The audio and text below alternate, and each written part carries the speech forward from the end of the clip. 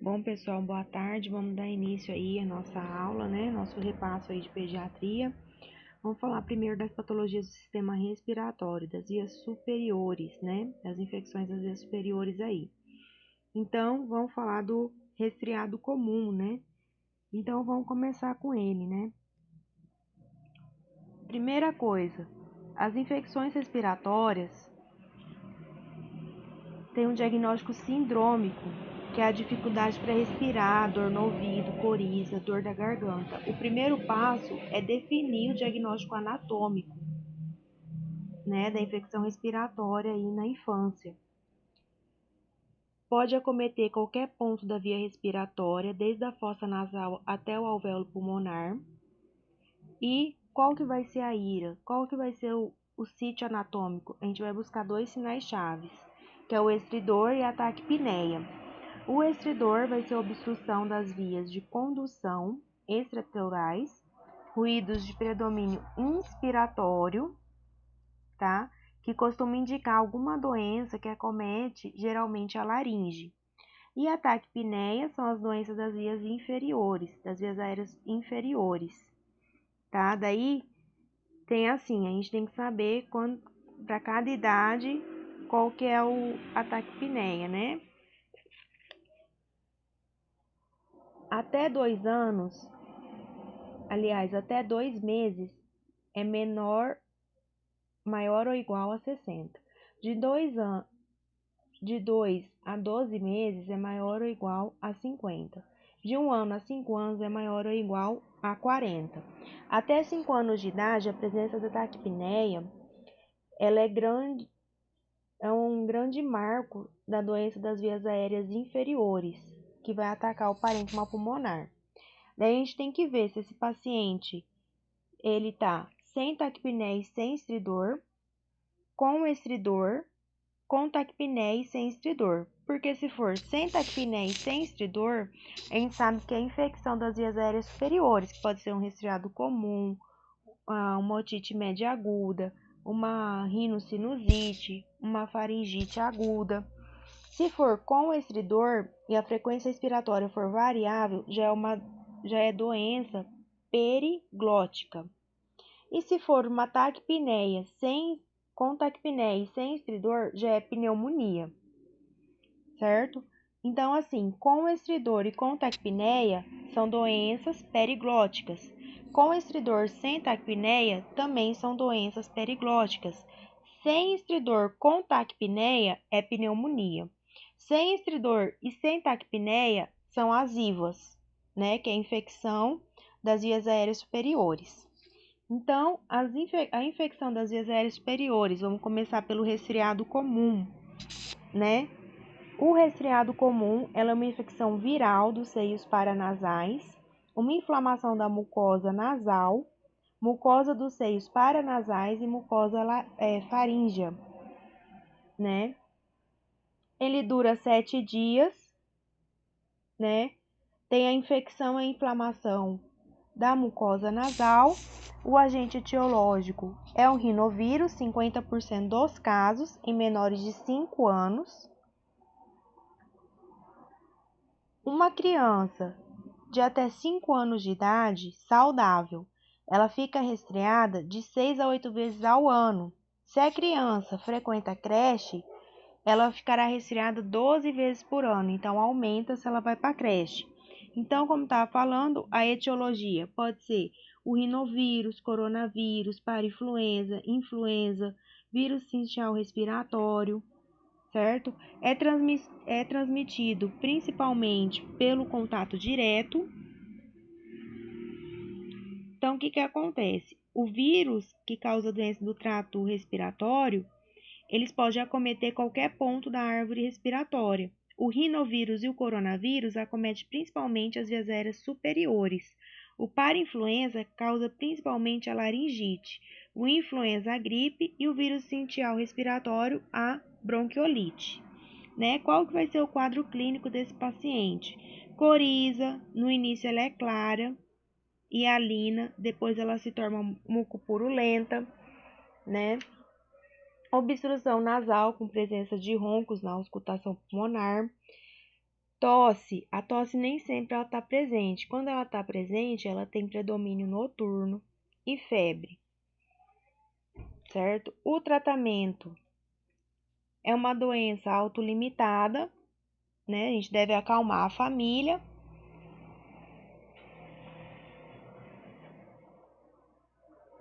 E pode ser usado antipirético, analgésico, paracetamol, dipirona, ibuprofeno em baixas doses, uma lavagem nasal com soro fisiológico, certo? Aumentar a ingesta de líquido. Quanto mais hidratada a criança tiver, mais fluida ficarão suas secreções. O AS, ele é contraindicado porque ele aumenta o risco de desenvolver a síndrome de Raynaud, que é a encefalopatia mais insuficiência hepática, certo? O que você não deve usar em menores de 6 anos? Antitussígeno, descongestionante, mucolítico. As complicações, a mais frequente é a otite média aguda e a sinusite bacteriana aguda. Esse foi o resfriado comum. Agora, a sinusite bacteriana aguda é uma infecção bacteriana desse espaço, levando a manifestações inflamatórias, né? Ao nascer, ele tem os seios etimoidais. O seio frontal, ele começa a se formar na idade escolar, 7 anos. O maxilar, 4 anos, né? O quadro clínico, ele é um quadro já arrastado, né? Os sintomas mais de 10 dias, uma tosse diurna, sintomas do resfriado comum, tosse diurna mais intensa, uma coriza muco-purulenta, né? O quadro grave é maior ou igual a 3 dias de febre, e essa febre é maior ou igual a 39 graus, secreção purulenta, acompanhada de tosse. No resfriado comum, a gente não tem essa manifestação por mais de 3 dias, né? A etiologia é o pneumoniae, H. influenza e Moraxella catarrhalis. O diagnóstico ele é clínico e não é recomendado exame de imagem, principalmente em crianças menores de 6 anos. O tratamento é amoxicilina, certo? Se tiver alergia à amoxicilina, a gente usa a claritromicina.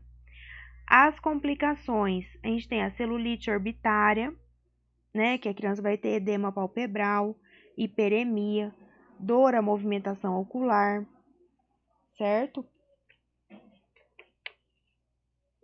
A gente tem a celulite periorbitária, que é pré-septal, vai ter edema, hiperemia, palpebral, né?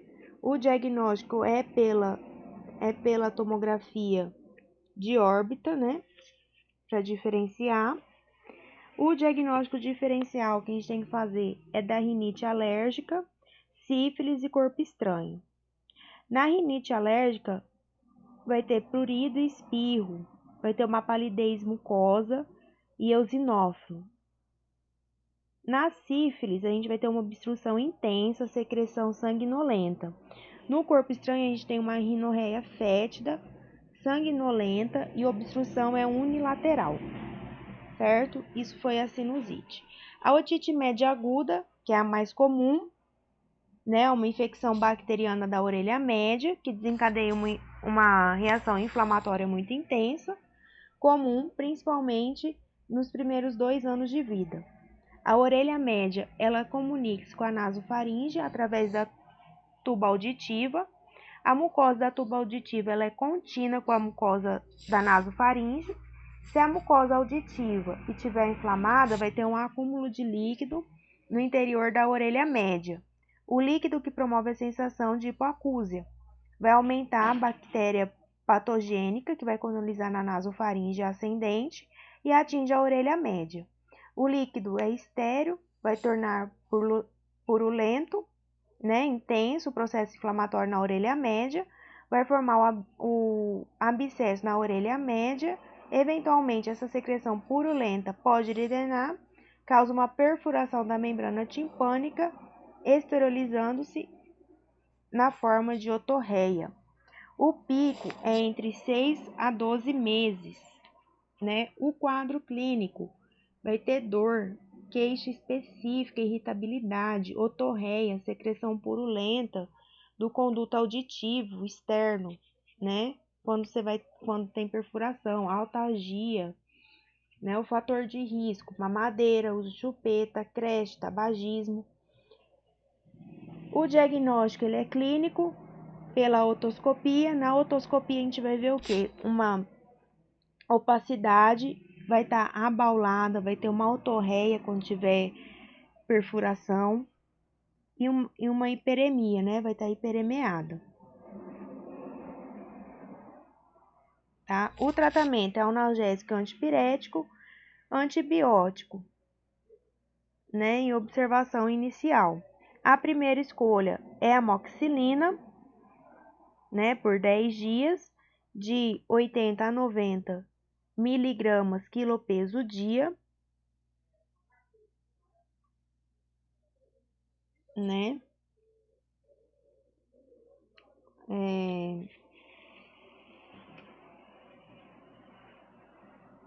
A complicação é perfuração timpânica, otite média serosa, mastoidite aguda, que é a mais comum, né?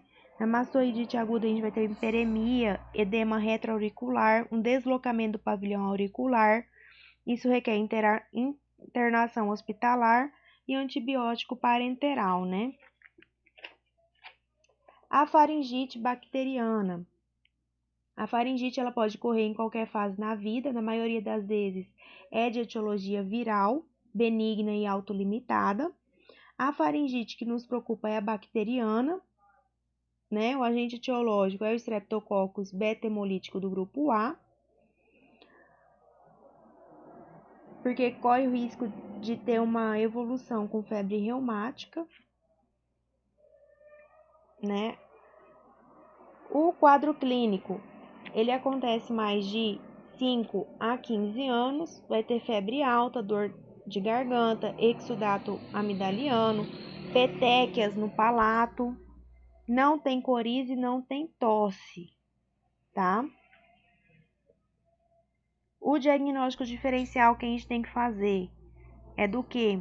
Da hepangina, adenovirose, mononucleose, né?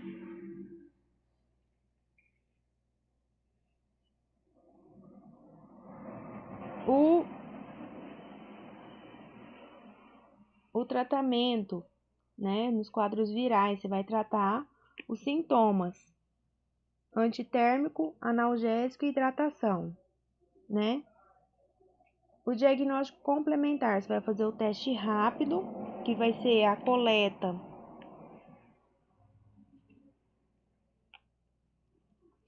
que vai ser o quê? Vai ser a coleta de secreção das amígdalas, você vai colocar num tubo com líquido reagente, né? Você vai colocar a fita reagente e quando tem 2 linhas dá positivo. Se for positivo, você trata. Se for negativo, você realiza a cultura. Se a cultura vir positivo, tratamento. Se vir negativo, acompanhamento, né? Para evitar a febre reumática, se a cultura foi positiva. Por isso, você inicia o antibiótico até de 9 a 10 dias. O tratamento da faringite bacteriana é penicilina benzatínica intramuscular, dose única, né? A complicação, ela se divide em não supurativa e supurativa. A não supurativa, síndrome nefrótica, síndrome nefrítica e febre reumática. As supurativas, abscesso peritonsilar, né, que é mais comum em adolescentes e adultos jovens, certo? O quadro vai ter uma disfagia, cialorreia, né, o trismo. No exame físico, você vai ver um desvio da úvula, sem sentido contralateral. O tratamento é internação, antibiótico, né? A clindamicina, que é a mais recomendada, e a aspiração por punção, né? Que é a drenagem por punção aspirativa. Também a gente tem um abscesso retrofaríngeo e só. Vamos falar um pouquinho da epiglotite aguda, né? Que a definição dela é infecção bacteriana da mucosa que reveste a epiglote e os tecidos adjacentes, né? A criança que não foi vacinada. A etiologia, a Haemophilus influenza B, que é o principal. S. aureus, S. piógenes, S. pneumoniae. O quadro clínico é um quadro agudo e fulminante, febre alta e toxemia, né, no estado geral, dor de garganta, disfagia e alorreia, estridor, posição de Tripp. O diagnóstico ele é clínico. Na imagem, na radiografia lateral, você vai ver o sinal do polegar, que a epiglote vai estar edemaciada. O tratamento é estabelecer a via aérea pérvia, antibiótico terapia e tem um bom prognóstico. A prevenção é a imunização de todas as crianças, né? Vacina. Vamos falar um pouquinho da laringite viral. Laringite viral agora. É uma inflamação mais um edema da mucosa laríngea. Principal etiologia, né? Principal vírus é o vírus para influenza, 75% dos casos. O quadro clínico, ele tem prodrômicos catarrais, que são manifestações inespecíficas, uma febre baixa, uma tosse metálica, que a gente fala que é o furto laríngeo, né, que é tosse de cachorro ou tosse ladrante, estridor principalmente, predominantemente inspiratório, vai ter ronquidão. O exame complementar é a radiografia. Na radiografia simples, a gente vê o sinal da torre ou o sinal da ponta do lápis, é comum, tá? O sinal da torre ou o sinal da ponta do lápis. O tratamento, ele vai depender da gravidade.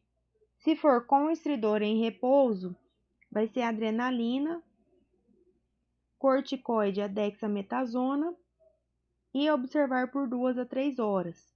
Se for sem estridor em repouso, vai ser corticoide, nebulização com adrenalina.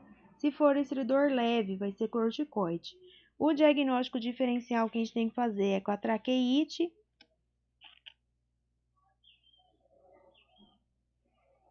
e é isso da laringite. Agora a gente vai falar um pouquinho da pneumonia, certo?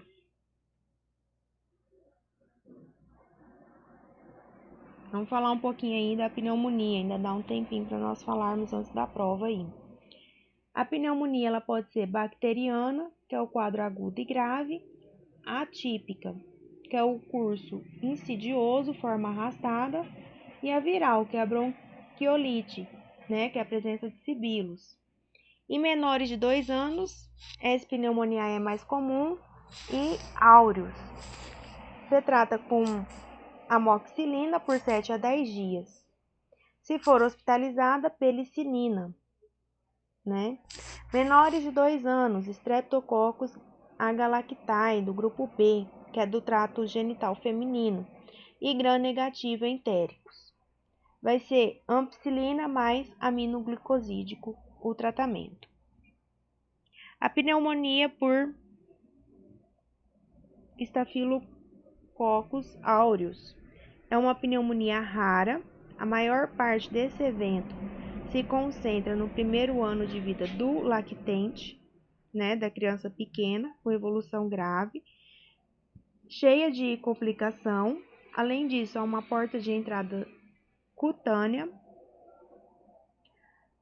Alguma doença que surgiu de etiologia Staphylococcus, por exemplo, o impítigo, o abscesso, né?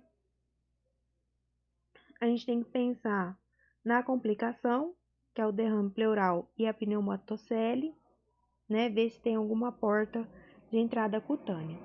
A pneumonia bacteriana, a gente tem um quadro clínico de início prodrômico catarral, que dura de 2 a 3 dias, a tosse discreta, evolui com febre alta e tosse intensa, tem taquipneia. Os sinais clássicos são estridor inspiratório, broncofonia, alteração do frêmito vocal, pictórica. Os sinais de gravidade é tiragem subcostal, batimento de asa de nariz, gemência, né? Cianose, saturação menor que 92%, né? Se for uma pneumonia grave, ela vai ter taquipneia mais uma tiragem subcostal.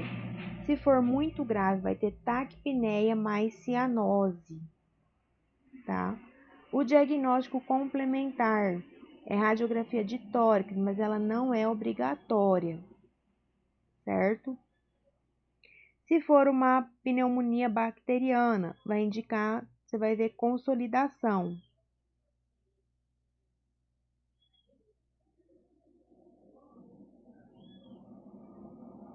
A complicação mais comum é o derrame pleural, tá?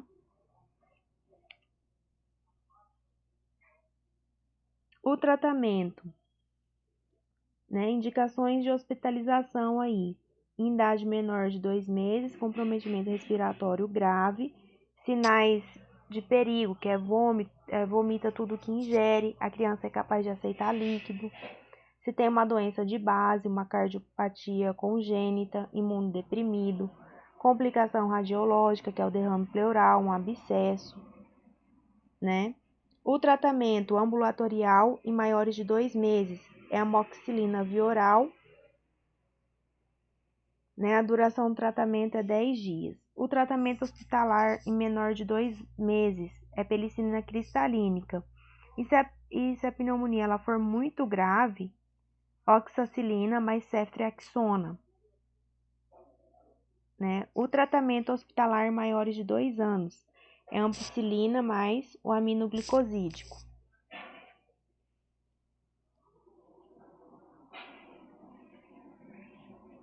Certo? A pneumonia atípica, né, o início do quadro é insidioso, ela tem uma dissociação clínico-radiológica, é um quadro arrastado e com manifestações extrapulmonares. Ela não melhora com penicilina, né? O microorganismo, ele não cresce em meio de culturas convencionais, que é o Mycoplasma pneumoniae, que é a pneumonia atípica, é mais frequente em maiores de 5 anos, né? O quadro clínico é início gradual, a doença mais arrastada, cefaleia, oginofagia, ronquidão, tosse mais taquipneia, né? O tratamento é macrólidos, que é a eritromicina, claritromicina. A clamídia trachomatis, ela é uma pneumonia febril do lactente, no momento do nascimento de 1 a 3 meses, né, por parto vaginal, geralmente. Né? Por quê? Porque essa clamídia, ela vai colonizar a criança em 2 pontos principais, na conjuntiva e na nasofaríngea. O quadro clínico vai ser a conjuntivite no RN, que deve ser tratada com antibiótico sistêmico, né? No exame complementar, no hemograma você vai ver eosinofilia, na radiografia você vai ver um infiltrado intersticial. O tratamento, como a gente falou, da pneumonia febril do lactente é macrólidos, eritromicina, claritromicina ou azitromicina. Né? A coqueluche, o agente é a Bordetella pertussis. Né? Ela tem 3 fases: a fase catarral, a fase paroxística, né? A ocorrência do paroxismo da tosse intensa, são aqueles acessos de tosse, sabe? A fase de convalescência.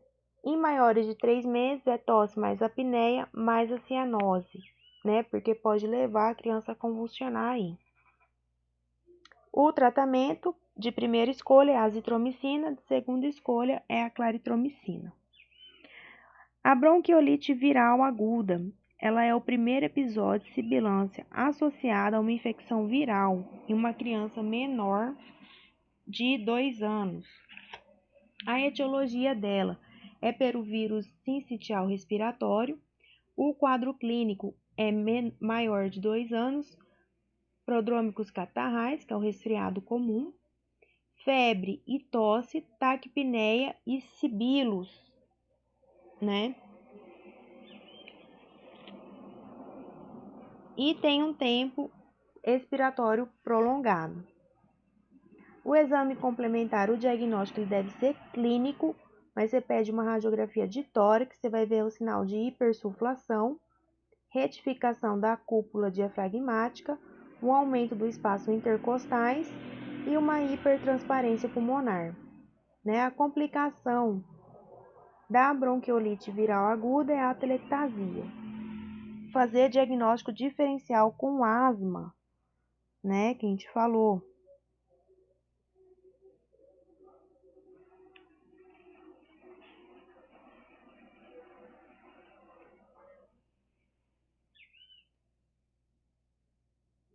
O tratamento é suporte, oxigenoterapia e hidratação com solução isotônica, salina hipertônica, nebulização em criança internada. E o que a gente não deve fazer? A gente não deve fazer fisioterapia respiratória, corticoide, certo? E a prevenção é a lavagem das mãos, certo? Na asma, na aula de asma, eu falei para vocês terem em conta como que eu trato a asma, como que eu diagnostico a asma, como que ela pode ser dividida em controlada, não controlada. Lembra? Lembra? Tudo isso falei na aula, né? Vamos ver o que mais, outra aula aí que eu dei.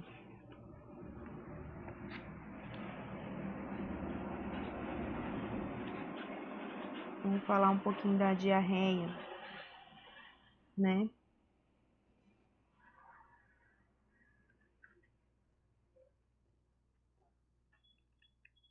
Vamos dar um repassinho aí da diarreia.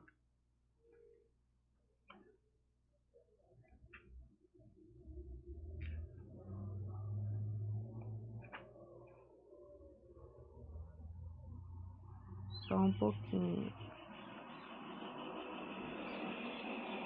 Então, a diarreia é aquele paciente que apresenta alguma alteração fisiopatológica, onde tem maior quantidade aguda nas evacuações, né? Então, a definição é uma diarreia aguda maior ou igual a 3 vezes por dia no período de 24 horas, mudança no padrão habitual das evacuações.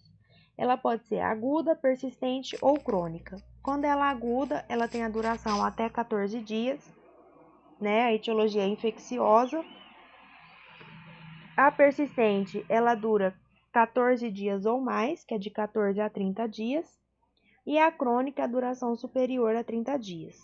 Então, a diarreia aquosa é a forma mais comum, são evacuações mais frequentes, mais volumosa e de consistência diminuída, pode ser osmótico e secretor, A etiologia pode ser pelo rotavírus, norovírus, a E. coli enterotoxinogênica, que é a diarreia do viajante, a E. coli enteropatogênica, que ela é persistente, A disenteria. A disenteria é invasivo. Lembrar que tem sangue nas fezes, com ou sem muco. A etiologia mais comum da disenteria é a shigella. Vai ter dor abdominal, febre alta, sintomas neurológicos, convulsão. O Campylobacter, ele leva a síndrome de Guillain-Barré, A salmonela, a E. coli enteroinvasiva, a E. coli enterohemorrágica, que é o principal agente da síndrome hemolítica urêmica, que é a síndrome hemolítica urêmica. Ela é o quê? Tem uma lesão renal, mais uma anemia microangiopática mais plaquetopenia ou trombocitopenia, né? Avaliar, pessoal, avaliar a hidratação desse paciente. Quando que eu digo que ele é plano A, B ou C, certo? Como que eu faço essa avaliação? A avaliação do plano A, você aumenta a ingesta hídrica, né? Soluções caseiras. Após cada evacuação diarreica em menor de 1 ano, é de 500 a 100 ml, em maior de 1 ano, de 100 a 200 ml. Você vai manter a dieta desse paciente, você vai orientar com os sinais de gravidade, né? A suplementação do zinco, né? Que vai reduzir a gravidade do episódio atual por 10 dias. No plano B, você vai fazer uma terapia de reposição oral, já é na unidade básica de saúde, né? Uma solução glicosalina, sódio mais glicose, certo? A alimentação, você vai manter o leite materno, reavaliar a frequência, né? Reavaliação frequente desse paciente, uma hidratação. Se o paciente está hidratado, você vai dar alta no plano A, lembra? O plano C já é uma desidratação grave, né? Você vai fazer uma hidratação venosa com ringer lactato ou soro fisiológico, né? Uma solução cristalóide, que vai ser 100 ml quilopeso. Em menores de 1 ano e maiores de 1 ano, como que eu faço essa reposição, né?